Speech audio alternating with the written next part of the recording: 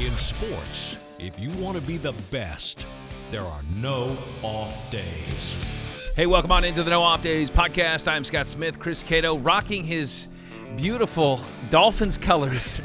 We are talking some football today, some AFC East, and that's why the football's back. Here we go. I know last week we tried to complete the pass on the final shot of the episode, and it didn't come through. Because you put it right on the money, and I just blew it. There was a defender. This camera here was in my line of vision. I think the lights were in your eyes. And that ball was on me before I knew it. But in honor of Tua today, I'm throwing only left-handed balls, so get ready. Trouble. Oh, boy. Okay, we're in trouble. Oh, yeah. Big show this week, and we are happy to get this thing started, talking a little bit more football. Got some hoops as well. But one sport that it passed me by, and I thought, you know what, this would be a great topic on the No Off Days podcast, but it just because it's not on our radar here in the States. Competitive eating. It just went by. No, we'll be sure to hit that.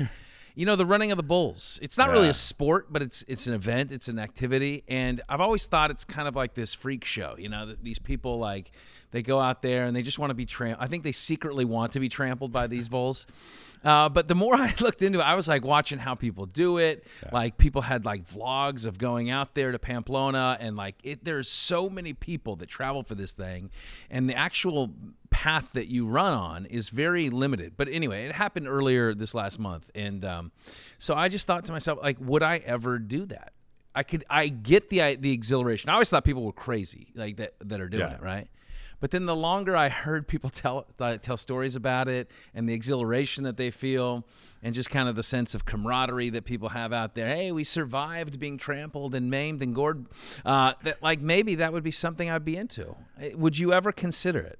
No. What's the tradition? It's got to be based on something from their culture, their tradition, right? Was this how they led the bulls to the fight with the matador? I don't know. I don't know the history behind it, but I know that from the pen that they are held up in, they are going down the streets, and then they're going to the actual bull ring. Yeah. So there's a big stadium that they enter into, and I think that kicks off some type of event, but they do it like I want to say they do it multiple days, like throughout a week. They'll do it every day, and they'll release these bulls. And you always got to be leery of the stray one, because when they run in a pack, again, this is the strategy. I'm thinking through it.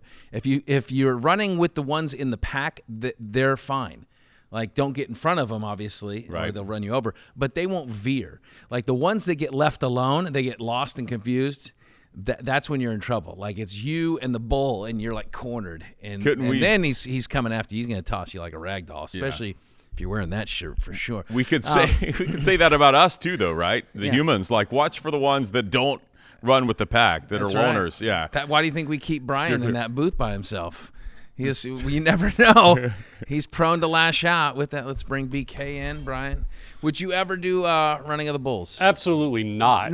Come on. Absolutely, because it's not, for me, it's not the bulls I'd be most concerned about. I'm back there hauling tail, and then somebody trips in front of me, then I'm down. Yeah. You're done. So you're watching, it's everybody else around you. And they're not the most sober. Fleet of foot. If you had that too. Yeah. If you had to pick one, If you had to pick one, is it the running with the bulls or the following the cheese wheel down the hill? Oh, I love cheese wheel. But that looks like you have a higher chance of getting injured with chasing the cheese down the hill. I think you're probably at upwards of 50% for cheese hill. Yeah, because, I mean, it's just gravity, right? Yeah. That's going to get just about everybody. So you can maybe slide down, get a couple scrapes and bruises, and that would be the hope. Right. But you can have some compound fractures as well. Exactly. That's definitely possible. They need to combine the two. Send the cheese and the bulls down the hill. Okay, we're on to something. No one survives. This is the goal. If we can just, on this feeble podcast, come up with a new sport. That would be awesome. I'm all for it. Yeah. Oh, I love it. Those are fun. I think they're fun little traditions, but I like bizarre sports. I don't know what it is about them. You do. Brian, what do we have on today's program? We're going to talk a little NBA, Scott. How about that? You know, it's about time. It is. Summer League is now wrapped up, but I'm looking forward to our guest this week. You want to tell the good people? It is David Steele. He's the play-by-play guy for the Orlando Magic. They're on FanDuel Sports Network. Brian, do you remember when he was calling games for the Gators back in the day? I do not, but that was... Yeah, it's been. I think been he's a little been with the bit, Magic but for years, I do not remember that, but I did see that he did call Gator games. And do you know where he went to college by chance? Was he a Georgia guy? Georgia Bulldog. Yeah. So right. he's a mainstay for the Orlando Magic. So it'll be fun to chat with him. I think that team's, they're making some moves here in the offseason. I think they're going to be a promising team coming into next season. I don't know how difficult it's going to be to climb to the top of the East, but there's some challenging teams there. But they've got some young talent. Had some nice draft picks. Yeah, for sure. All right, and at the end of the program, this show, we've done a little tweaking, little modifications, and we're going to pull out the randomizer again, see how well it's working with these new updates. Okay, very good. I'm sure it's going to kick out some fun ones. Let's hope so. Better ones than last time. Well, as long as it's not AI powered, that's when it spit out some stuff that didn't quite make sense. Yeah. If it's BK powered, then we're fine. Thank you, Cato.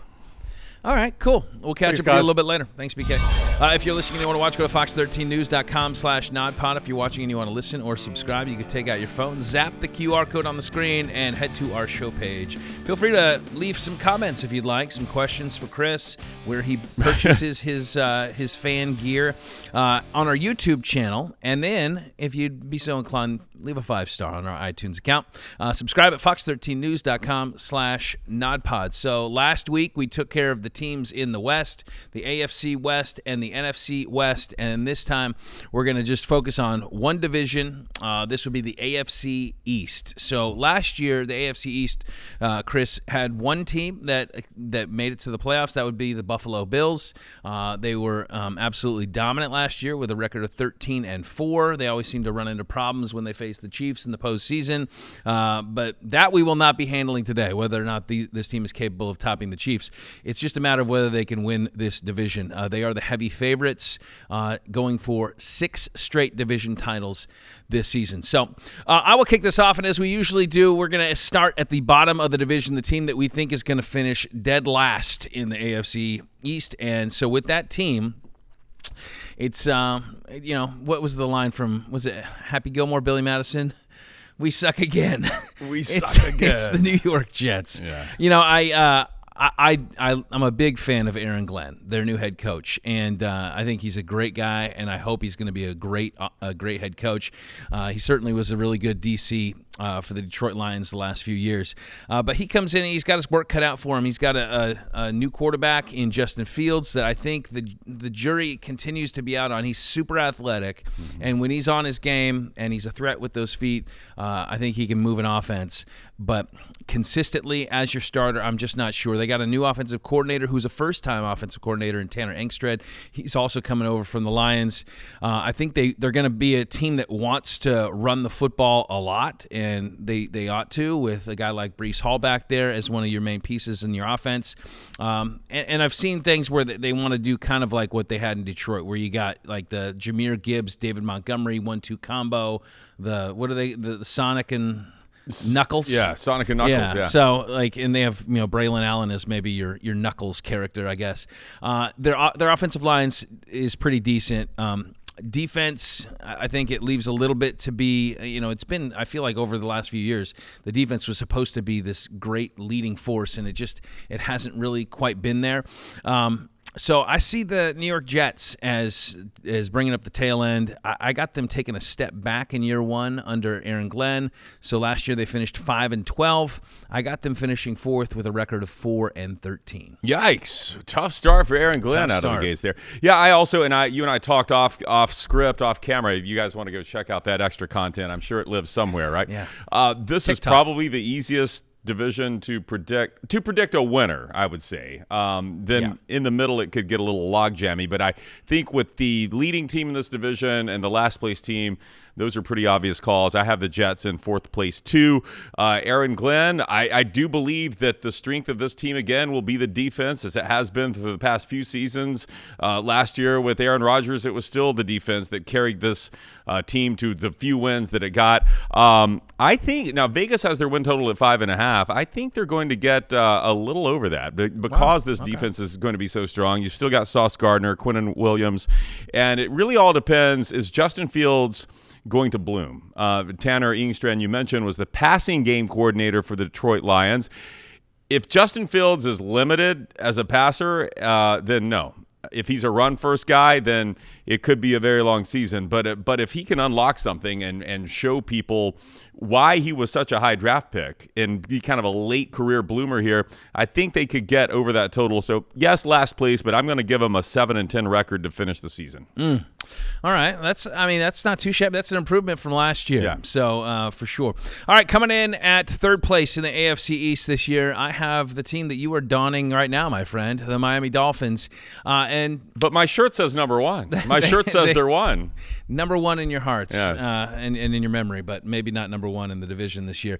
Yeah, I mean, Mike McDaniel comes into a situation where I feel like the heat's going to start to get turned up a little bit. It always is really dictated on the health of Tua, and the fact that he's had one season in the last, 5 that he's been healthy all the way through. I think he played 11 games last year. That really, there's a pretty stark drop-off. I mean, you got Zach Wilson as his backup now. Not great. They still have Waddle and Hill, so they got some pass-catching threats. Devon Achane, I think, is a good pass-catching running back for that team. But tight end, there's a switch there. So they've moved on from Jonnu Smith. He went to Pittsburgh. They bring in Darren Waller, a guy that has not played since 2023. He's coming out of retirement, and I think he's starting the season on the PUP list. So, some question marks there. Defensively, and offensive line, they're without their starting left tackle last year, so they're going with a second-year guy in Patrick Paul at left tackle. The D-line should be pretty decent, but the big switch, I guess, on the defensive side of the ball is Jalen Ramsey is out, and in comes Minkah Fitzpatrick. Just not as flashy a player. Now, could he return to? I believe he had one Pro Bowl, maybe. Right. Could he return to that level of play? Certainly, it's possible. But there's just there's some concerns there on that defensive side of the ball for the Dolphins that I just don't, and I feel like they're just one injury away on offense from not having things click on all cylinders. All that being said, I see their record falling as exactly as it fell last year. So they were an 8-9 team last year. I have them finishing 8-9 yet again this year. But this year, instead of being second place, which way they were last year, it's going to be third. Yeah, I can't overstate how much I don't like it when we agree, but I agree with you here too. I have them 8-9, missing the postseason again, and McDaniel getting canned. Really? Yeah. Oh, boy. I don't think ownership has a lot of – plus, I just don't trust Stephen Ross. I don't think the ownership has a lot of faith in him. And it's going to come down to Tua's health, and I don't think they did enough to shore up the offensive line, to protect. Yeah. You have a quarterback who is injury-prone, and I don't think they did enough in the offseason to help him out. What good are those weapons with Hill and Waddle and Achane if you have to rely on Zach Wilson or maybe the rookie Quinn Ewers? I don't like the way the schedule sets up for them. They've got most of the teams in this division have a fairly easy schedule because they play each other a lot, but I don't like the middle of this Dolphins schedule when they host the Ravens, Bills, and Commanders before their bye. Well, the Commanders game is the one in Madrid, too, so it's not a true home game. There you go. And then they get a gut punch at the end of the year against the Bengals and the Bucs. And by the end of the year, it could be where Tua is, out with an injury. So I just don't think it's going to shake up well for them, and I think they're going to go 8-9. Yeah. There's promising pieces on that team, but I feel like it's not held together very tightly. All right, for your second-place team, I have one of our big jumpers here in the NFL this season, and I think it's the New England Patriots coming in second place. They finished 4-13 last year, and it was pretty abysmal. Year one for Drake May was pretty rough, and he's obviously a young quarterback. He is not at the place where he wants to be in his career yet, but he also didn't have the offensive pieces around him to really bring out the best in him. They had a really poor receiving room last year. So what do? They go out and they address that. They bring in a guy like Stephon Diggs, who now hopefully gets to step into a role where he is the guy yet again that he can shine, lead this receiver room now as a veteran receiver and do what he's super skilled and talented. He should be able to do that. They bring in a Mac Hollins. They addressed the receiver room in the draft as well. They got a third-round pick. I believe it's Kyle Williams, who is going to help kind of strengthen that core. You bring in Mike Vrabel, and look, I think he was a very quality coach, and a lot of people disagreed with the fact that he was let go in Tennessee. Shouldn't have done that. He sustained success there for long periods of time. I think he's a winner. I think he knows how to do it. So for as much as like it's a new coach, Yeah, but maybe the year away gives him a little bit of perspective, and he's coming back to a place where he certainly should feel welcome and he should feel super comfortable. He's obviously close with ownership, and so I think that's a really good formula for a bounce back season for this team. Defense, they made some additions to the defensive line. Their interior defensive tackles, Milton Williams and Christian Barmore. So I think that those pieces, plus the additions they have on the offensive side of the ball, and I just think Drake May is probably going to take another step up. On top of that, they have like the easiest maybe the second easiest schedule in the NFL, which is really good news for this team, and I think they're going to take advantage. So with that, I have them having a winning record this year. They just sneak right above 500. I have them finishing 9-8 this year, which is good enough for second place in the AFC East. Golly, you and I, we agree. Not only do we agree, we have the same record. I have them at, which probably means they're going to finish not 9-8, but 4-13. Yeah, 4-13. But I do agree with you with Vrabel. I think he's a culture changer. It's exactly what this organization needs. He's got that tough nose mentality that just fits with Patriot football. Yeah. And you like Josh McDaniel coming in as OC, right? I mean, he knows that the franchise. He knows the mindset. The band is back together. The band is back together. I really like Drake May. Is Tom Brady going to come out of retirement? That's the only question. I think he may be reincarnated in Drake May. Drake's more athletic than Tom was. I really like this young quarterback. Offensive line was rough last year, but their offensive line starters missed 42 games with injury. Yeah, so, that's not gonna that's going to hurt your numbers anytime. And so I think they're going to steal a couple that people don't see coming. Again, you said the schedule is very, very manageable. And, would not surprise me at all that they finish second in the AFC East there with a 9-8 record for the Patriots. All right, so that doesn't leave us much mystery, as if there was any to start this thing of the team that's going to win the AFC East. And I think they'll do it running away. I think they'll be, for as good as they were last year, at least during the regular season, I think they're going to be even better this year. Josh Allen he's a stud. We all know that. He's coming off probably his best year in the NFL last year. So now he has a little bit more experience in his receiver in Keon Coleman, who should be the main guy back there, but they also went out and they got a Z receiver as well in Joshua Palmer, someone that's going to give you a little bit more of a deep push. Their defense is, I don't know, what is the phrase? Like, it's not about the individuals, it's about the collective, right? Yeah. So, and this is a defense that forces turnovers, and that's winning football in the NFL. So they probably need to patch a couple of things, and I think they addressed the defensive line. They added Joey Bosa. If Bosa can stay healthy, maybe he adds a little push up front as well. So and then they addressed the defense in their draft as well.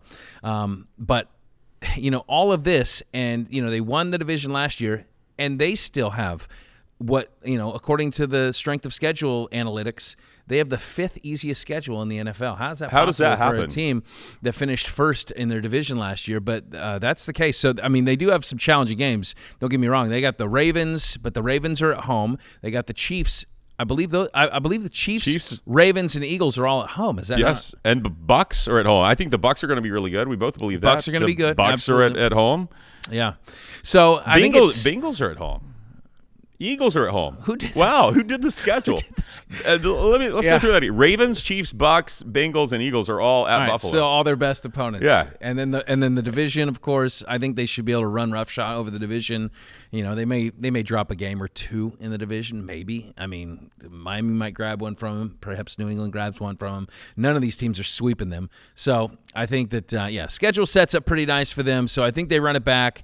And I expect them to make, so long as Josh Allen can stay healthy, and why not? He's built like a truck. I think they're going to make a nice deep run. And, as we talked about last week with the Chiefs, I think there is a little bit of regression from the Chiefs, and how could you not? They were so good last year, 15 wins. But I think that maybe this is the year that Josh Allen and company picked them off. Is Buffalo the 15-win team this year?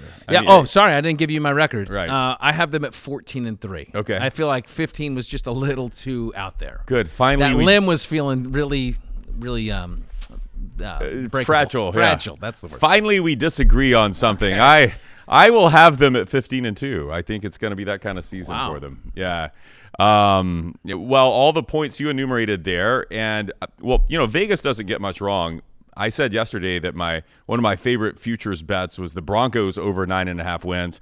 Bills at 11.5 wins. Are you kidding me? With the way that schedule sets up and having those big games at home, they're going to fly over that. They might not get to 15, but I think they've got a better chance at getting to 15 than anyone else does this year. So, yes, give us the Bills in the AFC 6 years in a row. That would be 6 years in a row. How about that? We agree completely. Top to bottom in the AFC East, it's the Bills, followed by the Pats, followed by the Dolphins, and then rounding it out, it's the New York Jets. Not too shabby. I want to make it clear, too, for all of my fellow Bucs fans that are watching and listening, as I wear this jersey, this is only for Tua. He's a traitor. That's this what is he's only for clear. Tua. This is only because I'm a diehard Alabama fan, and I always loved Tua for what he did for the Crimson Tide.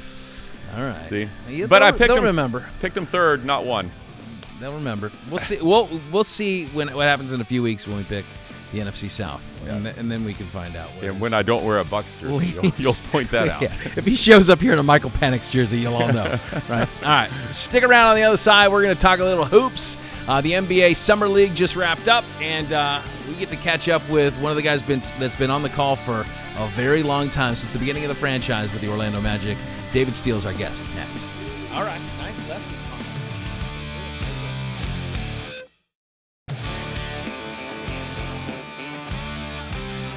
Welcome back to the No Off Days podcast. Chris, of course, we come to you from our studios here in Tampa. Okay. But, I don't know if you know this, but we got a strong little following that's coming in Orlando as well. Oh, hello, Orlando. As the No Off Days podcast is broadcast in the great city of Orlando as well. And I think there's some off-season NBA excitement there. They've been making some moves. They've been kind of whittling this roster, making some new pieces work, and spending a little money here in the off-season to make it an exciting club. And one of the guys that's been following, he's been on this roller coaster ride, I mean, from the very beginning. And that is David Steele. He is the voice, the longtime voice of the Orlando Magic, and he is our guest this week on the No Off Days podcast. Travel during the regular season, I'm sure it takes its toll. What does your off season look like? It looks very relaxed, and the older I get, the more relaxed the off season gets. So my wife and I have 3 children, 3 grown children, obviously, and 8 grandchildren.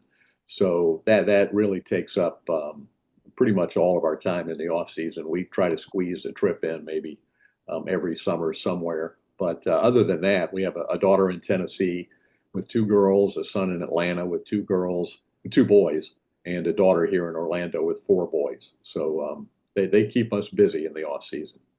And you just wrapped up your 36th season with the Magic. Is that right? Yeah, that's right. Since the beginning, 1989, day one. So players and coaches and GMs and even ownership has changed over the span of that time, and it's a testament to what you've done there, and to be able to stay all these years. Had you any idea back in 1989 when you jumped from UF to the Magic that this would be the result? No, not really, and that's not really how I've approached, or I did approach my career. I mean, I could have been at Florida for this would be 36 and 7. This could be my 44th year with the Gators. I could have very well have gone that direction, but I was lured by the NBA. Pat Williams was an incredible force. He was such a charismatic individual and convinced me that a smart move would be to the NBA from the Florida Gators. So, I bought it hook, line, and sinker from Pat, and after some prayerful consideration with my wife and our family, and it's worked out really well. Obviously, 36 years with one franchise. I've seen everything, through the years, and it's a pretty cool place to be. You've seen every iteration, right? The ebbs and the flows, the kind of up the mountain and back down. How far away do you think this current team is from being at the top of the mountain in the East?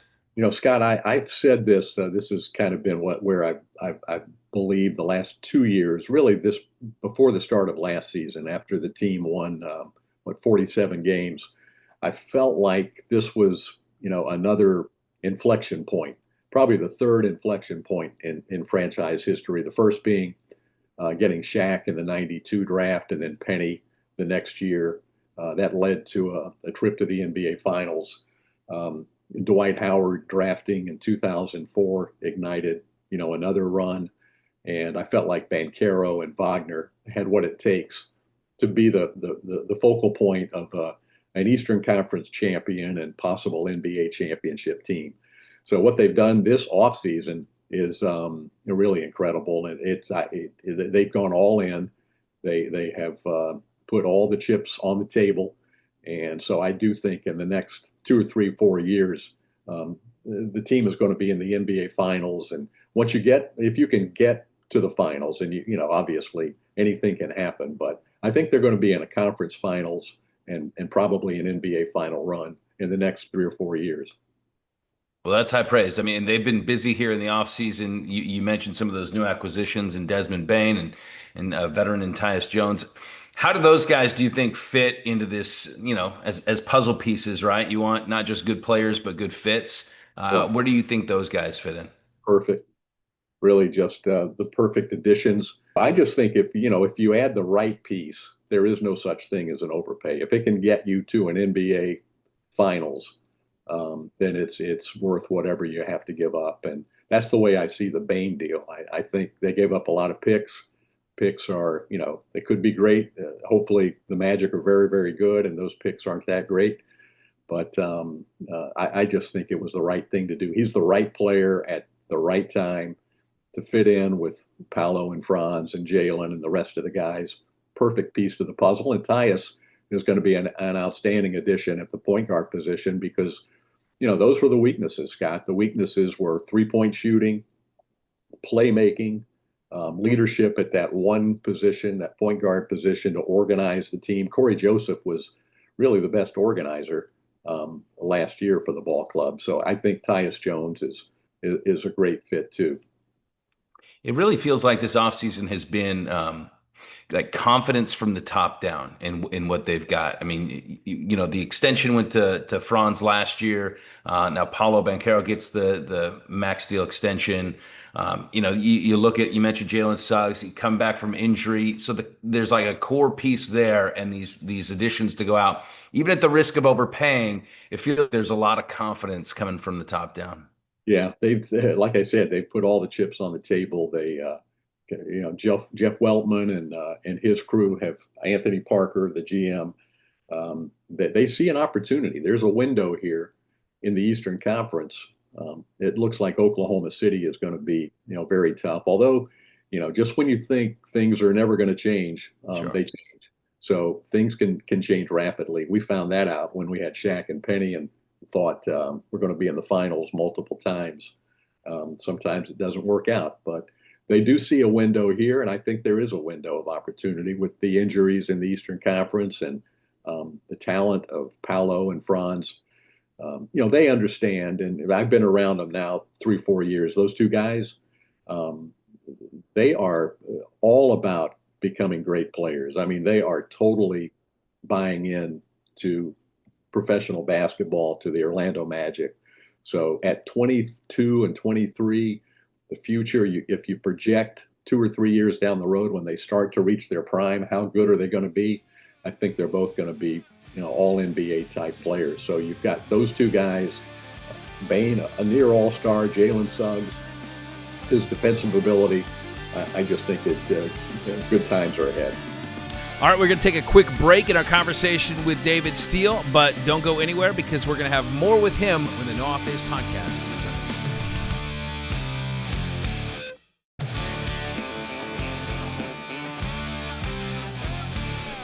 You know who recently went over to Orlando to enjoy all the theme parks over there? BK? One Brian King. Yeah. He went to the water slide park, and he came back nice and tanned, and he said it was exhilarating. Yeah, I went to the Epic Universe last Thursday. Oh, did you? Yes. How about that? It was hot. It was hot. Hot and crowded. Yeah. You know what? I was there last Thursday as well. I saw Dude Perfect. Is that something you can watch in person? Yeah, they're on videos. They have a you don't have to go see them in person, Scott. It was for my kiddos. Okay. Anyway, we're going to have to be back over there to watch some Orlando Magic games this year, because this is a product that is exciting. And as we left off last block in our interview with the voice of the Orlando Magic, David Steele, there is plenty of reasons for optimism as we jump into the 2025 season, or look ahead at least. For more on our conversation, let's jump in. You mentioned their determination at a young age, Wagner and Banchero. How uncommon is that? Like, a lot of times, you get to the next level and it's like, we made it, we're here, this is a dream realized. And I think it takes another gear to say, I want to be great at this level. And then not only just say it, but do what it takes. How often do you see that among young players coming in? Yeah, it's pretty rare. It is. I mean, players they all enjoy playing the game of basketball. Sure. Obviously, you couldn't do what they do if you didn't enjoy it. They are all about being great. Both of them are. They work on their craft. They're great teammates. They play well with each other. There's not a jealousy involved with those two guys. Jamal Mosley has done a great job. The head coach is very, very good with the players, very good communicator, and they bought into what he's trying to do. And yeah, it's all come together. And it is rare to have two guys like that on your roster that have that much talent and that much love for the game and that much desire to be great. Very unusual. I know we don't want to read too much into, some early summer league games. Obviously, it's an opportunity for young players to get some action. But what are your impressions just in the early stages, particularly from, the rookies that were just drafted to guys that are getting opportunities to kind of grow their craft out there? Summer league is it's tough to really extrapolate what you're seeing and what you're going to see. I think it's clear that Jace Richardson has exceptional athleticism, has a really good three-point stroke, plays above his height. That was the slam on him. He was projected to be a lottery pick until he measured 6'1.5" at the combine, and that dropped him down to the late first round.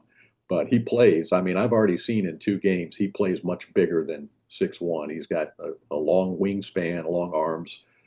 He's got like a 38-inch vertical, so he can play above the rim. He's pretty special. I don't know if his point guard skills. I think there's a lot of development to take place there. But he's an NBA player, and so is Penda, who the young guy from France. I can't believe how big he is, how physical, how strong he is. He's got great defensive instincts. He looks like he belongs in the league too. A little rough around the edges and probably has more developmental time than even Jace. And I thought De Silva just looks, he looks like, solid NBA. He is a solid NBA player. And so what he's doing in Las Vegas is not a surprise. So I want to get your thoughts on the throwbacks, that the kind of the rebranded look, and kind of brings you to, for a lot of Magic fans, to a nostalgic era. What was that? Do you have a favorite? Did you have a favorite over the years? Yeah, I always liked the pinstripes.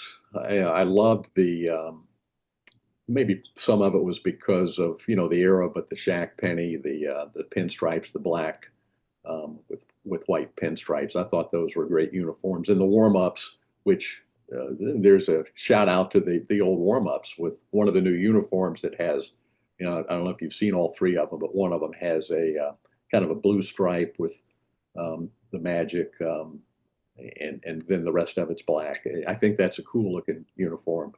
So yeah, I like that era. I like those early, the early days. Probably were my favorite uniforms, and we've kind of gone back to that with some of the styles that they're throwing out there.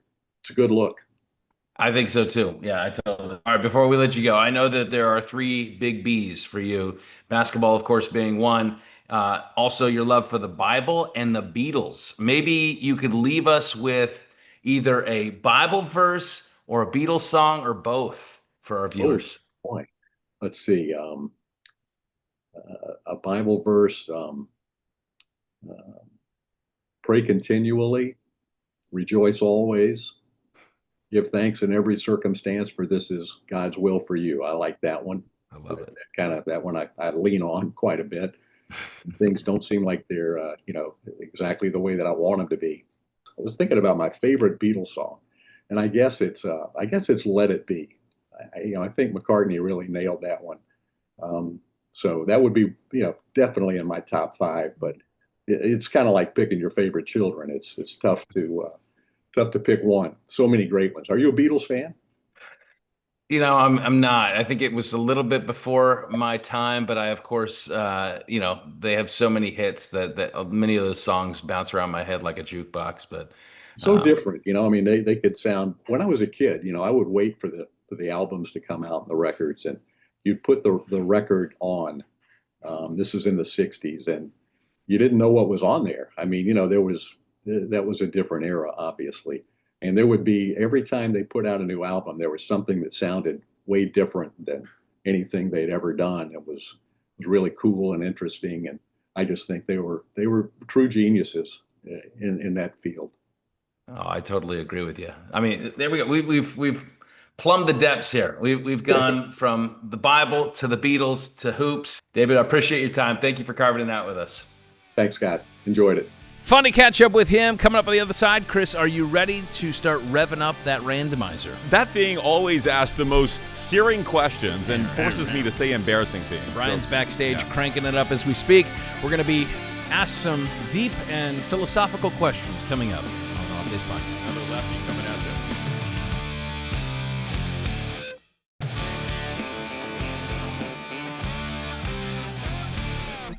Welcome back to the No Off Days podcast. It is time for our fun block. Let's bring in Mr. Fun, Brian King. And Brian, we didn't mention off the top of the show, but we did last block. You went to the water park. I did recently. And Blizzard Beach. Your favorite slide was Summit Plummet, Scott. The Summit Plummet. You seem like a Summit Plummet. How does that work, BK? That is you climb up steps 120 feet up in the air. Lay down on your back, cross your legs, which is very important, key, and then you just take off sliding down and just hope that you don't go top heavy and come off that slide. Whoa, is that one of those where the tube is enclosed, or are you open? No, it's open. It's just a slide, and it's actually real tight. And honestly, it's fun, and you're going so fast, and you're banging off the side of the walls. It's kind of violent, but yeah, you should go and try it out. It's really fun. How long was the average line wait? It wasn't too bad. That line was kind of long, so it was like a 30-minute wait. But that's not bad. Yeah, 30 minutes for Disney, and plus they got misters and all that stuff, so it wasn't like what Cato was having to go through. Yeah. So the Epic Universe, it's too popular right now. We need to give this thing about 5 years to die down in popularity. But if you live in Florida, why in the summer are you going to these theme parks? Well, we are a slave to the children's school calendar and that kind of thing. So you pull them out of school on a Tuesday in February, and you'll be just fine. Well, we'll do that too. All right. Okay, let's fire this thing up. Randomizer? Yeah, what is the randomizer? The randomizer is a machine that just generates questions, right? Okay. And it's like 3,000-something questions. We did update it. We ran a reboot on it. I had Abraham from IT come in and look it over. The latest Windows? I think so, yeah. Okay. So we're going to say let's run a test run on this and see how it comes out. That's the first Abraham reference we've had. I know. Abraham Yang keeps us afloat here. I'm telling you, that guy. Whenever I need anything, I call Abraham. He put a new monitor in my office not that long ago, and it's the envy of the station. It is. It's nice and wide. I didn't ask for a new monitor, but he's such a good guy. Oh man, now I know why I don't have any of the new stuff. I didn't know his name until now. I kept calling him Isaac. I got my Old Testament mixed up there. All right, let's fire up the randomizer. Okay, you ready? Let's roll the first question. Somebody say stop. All right, stop. What is something you thought was true as a child that you believed for far too long? Oh, so many things. So many things I held on to. Yes. The only time my parents ever laid down together was when they conceived me and my brother. Those were the only 2 times. That was it. That was it. In other times, it was separate How do you beds. know it's not? Okay. I don't want to go there. Cookies Confessions? Why did I bring that up? Oh, boy. You're getting a call today. I probably held on to. Man, I hate to say anything that my kids might be listening to, but I've Okay, probably then held don't on to say a couple that. of traditions too Gotcha. long that we. I Yeah, you know understand. what I'm saying. Till what age? I think here's one that I held on until my early 20s. I was a professional, if you want to call me that, working in the industry. I always thought that Monday was the first day of the week instead of Sunday. Well, for all intents and purposes, I think it is. I know, Yeah. but I remember being made fun of by a colleague once because I said this is the new, I said something about Monday being the first day of the week. And they're like, no, I don't look at think the that's- calendar. Look at the desk calendar. It starts with Sunday. Right, yeah. I don't think that's mock-worthy. I think because most people treat Monday as it is the beginning of your work week. Right. So technically, yeah, no. I mean, I never really believed in the things that you mentioned that we will not mention. About my parents? About I always knew they were. Yeah. Okay. Anyway, no. I think silly things like I remember I jumped off the roof of my house once with an umbrella because I thought You were Mary this Poppins? is gonna, I thought I was Mary Poppins. And I rolled my ankle up, and I remember my mom dropping me off at school one day, and she's like, "Why are you walking like that?" And I said, "Yeah, I jumped off the roof." What? Yeah. I gotta go to class. All right. Yeah. I think nothing major. It was silly things that were like imprinted in my mind as a child. I remember, like, I told this story for years, like that I thought that someone tried to abduct me as a child. Yeah. And they tried to do it at a pizza place. That's at a likely pizza, place. At a pizza restaurant. Yeah. And, because I remember me and my cousins, we're like running around the pizza place, and like some guy came up and he said, "Hey, come over here." And I looked at him, and then hey, run away from strangers. And so I took off.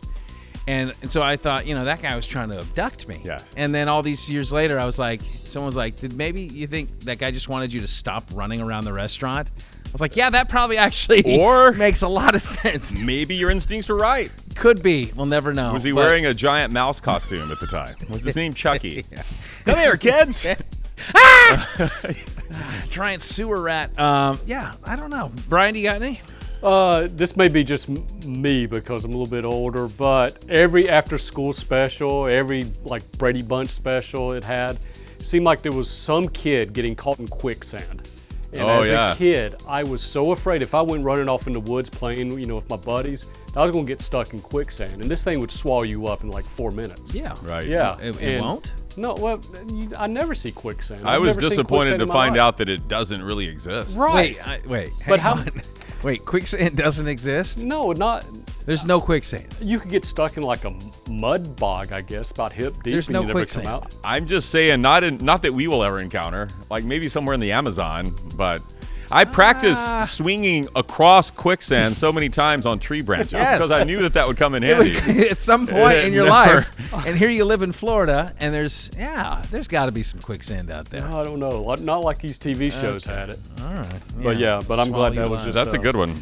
All right, let's fire her up. Okay, somebody say stop. Stop. Ooh, this is a good one. If you could live the life of any sitcom character, who would it be? Oh man. Sitcom. I mean, I got a flashback to the old school days. I think Zach Morris lived a pretty charmed life there. Oh, Saved yeah, by the that's a Bell. good one. I mean, he was the big man on campus. He had a couple run-ins with AC, but they were mostly buddies. kind of like us. Like they had their debates, but they were buddies. You have Zach Morris-like hair. You really do. Yeah. Well, thank you. Zach Morris. Let's go with it. You know what? What's the silver? Silver Schroeder? Spoon. Ricky Yeah, Schroeder. he had a good one. He had a train that went through his house. Yeah. I mean, that, man. He had a good life. Yeah. I had one of those two guys, probably. Those are good calls. I've said Homer Simpson as an answer to another question in this game, but I guess, he's animated, but I think he has a great life. He's so much exposure to, working at the power plant. Right, a lot of radiation there. That's why he's bald. I was trying to think if there's a Seinfeld character. George? Norm on Cheers had a pretty good life. I mean, he just sat there at the bar swilling, and everybody knew his name. And sometimes you want to go someplace like that. What did he do for a living? He wasn't the mailman. That was Cliff. I don't know what Norm did, but he wore a tie, so he seemed to be a professional of some sort. Professional drinker. Yeah, that's what he was. I don't want to let that be my answer, though. No, that seems sad and depressing. This does seem sad. I think it should be something cool. Oh, the Fonz. I would be the Fonz. Oh, that's a good one. Yeah, riding a motorcycle, leather jacket. You know, all the ladies like you. You jump a shark occasionally. Yeah. Yeah, I'm going with the Fonz. All right, BK. I think I misread this one. Because you were actually living the character's life. I thought, okay, well, you could take it any other way you want. I went with Andy Griffith. I thought that guy is so cool. He always had the best lessons. He always came out on top. He never, he messed up a couple times, but he learned from his mistakes. And he did have a good life. And he never had to change clothes. He never wore did. that same uniform. He was at home. Well, you say have to. Like, it's a hassle to change clothes? Well, no, like, the ideal existence is to wear the same thing every day? Yeah, I don't think you have to think about wardrobe. You don't have to buy different clothes. Just I like it. Brian That's a good grew answer. up in Mayberry, didn't he? Oh, I'd love to. Yeah, pretty much. Close to it. I was in South Carolina, but But that'd be so awesome. All right. That's good. That's a question that I'm driving home tonight. I'm going to think, dang, God, there's probably 5 other ones. Yeah. Okay. Okay, you ready for another one? Yep. Sure. Roll it. Stop. Okay. Someone's asleep at the wheel. If you could own any ancient artifact, what would it be? Oh, man. These are some of the Abraham best questions I've ever heard. I want my old Atari back. Is Is my Atari an ancient artifact? That could be very It is, yeah. I think I saw this story in the news the other day because that's what we do. We read the news around here. This Hebrew Bible. Did you see this? The Codex Sassoon, original manuscript, 1,100 years old. It sold for $38 million. Wow. So you're thinking that you want it No, I to make money off of it. Exactly. Okay. I think that's why God imparted those words to man, so someone could sell it and get rich off of it. Okay. I want All that. right. I want that one's twin. There's got to be another Dead Sea Scroll out there. Yeah. somewhere. Well, how about the Dead Sea Scrolls? I think those go back to I want to say 3rd century or something like that. Yeah. So I think it's a good one. I'm going with this ancient manuscript. This another Codex Hebrew Bible. Sassoon? Yeah, I want one of those. Okay. Yeah. Yeah. I like that. I would say because you've already taken one that I think, the Dead Sea Scrolls would be good. There's good ones. There's the Rosetta Stone out there. Like, if you owned the Rosetta Stone, that's pretty awesome. You could read any language if you had that. Yeah. Now you just get the software, and you can learn, Pig Latin in less than 3 weeks. Until you don't pay your monthly subscription. How about King Tut's mask? How about what did that look like? Let me look that up. You've seen it. Was it? It's like the most famous. I think they did the Sphinx off that. King Tut's mask. King Tut. Do. No. Oh yeah. Oh yeah. That's nice. Yeah, it's pretty, and it's solid gold, so you could hawk it on the secondary market. Imagine selling that thing on eBay. That thing's beautiful. Yeah. What craftsmanship? It weighs 22.5 pounds. It was put on his mummified body. Oh, see, that's the part that would be a little weird. I don't know if could you buy his mummified body, or what if you could own that? I think so. I think Geraldo Rivera owns that. He's the one that broke into King Tut's cave. All right, BK, what about you? I'm going straight profit, straight money. Hope Diamond. Thing's worth like over $400 million or something like that. And that's considered an artifact, an ancient artifact? Yeah, okay, then I'll go Mona Lisa. That's like 300 million. But how cool would that be to have the Mona Lisa? So, I wouldn't keep it at my house there in Citrus Park, but I would. It's everybody said it's not big. Right. It's probably that big. Yeah. I don't know. To say you own it, I think it's overrated as a work of art. People like to pour a lot of paint and stuff on that, so you might get some visitors to your place that you weren't wanting. But people want to come in and throw some paint on the Mona Lisa again. Yeah. We all pick things that we could sell, I think, for a lot of money. I'm not selling. Well, yeah, King Tut's mask. You would sell King Tut's mask. You know you would. All right.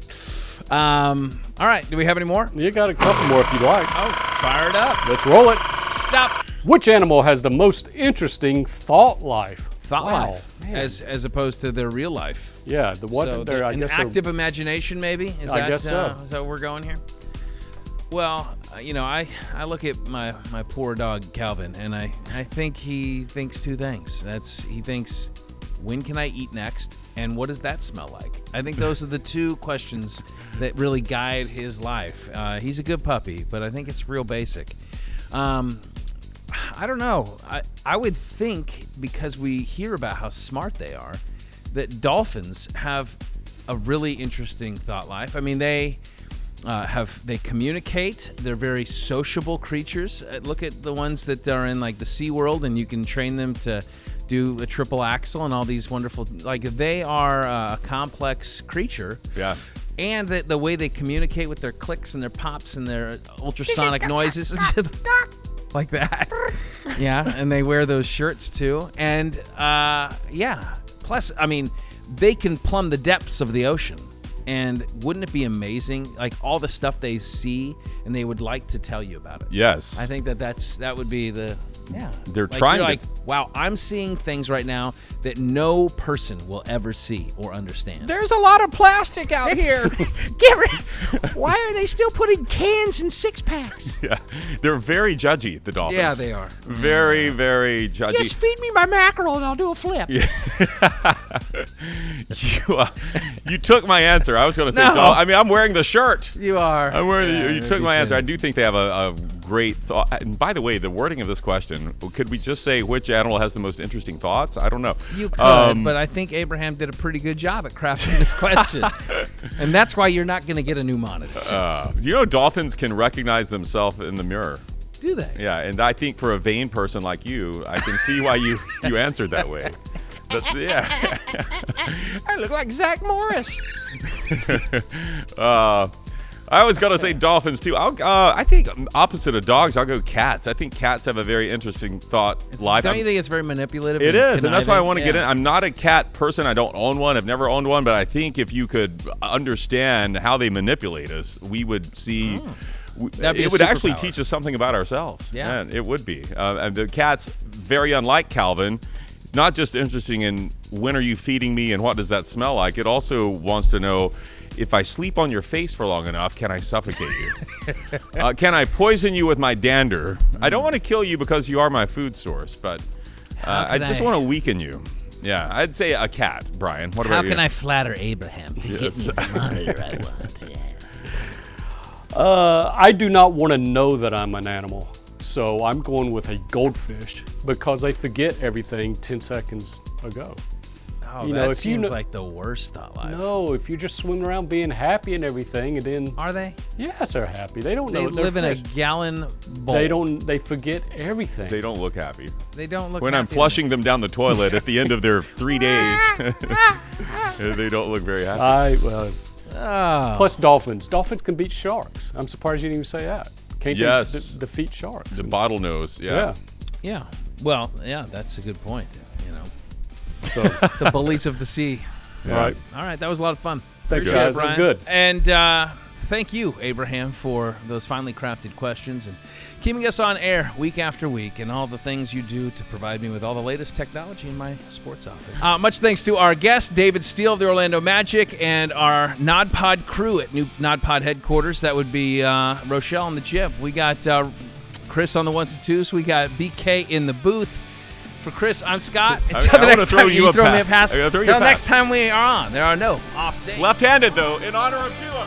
Here we go. See, I told you the camera gets in your way. I did the same thing to you. The camera blocks the ball.